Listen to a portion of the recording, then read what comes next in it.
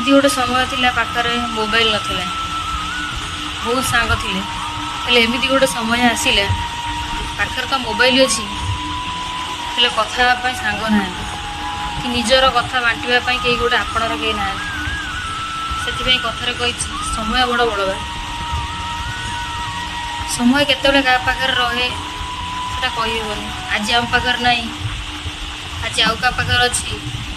आज आम पाखर अच्छी हेले आउ का पाखर नहीं तो बुली बाली कही होनी कि भी समय आसीपे से कहती जो मुहूर्त आमको मिली ना आम भल से एंजॉय करिए हुए तो से दिन आसी न पारे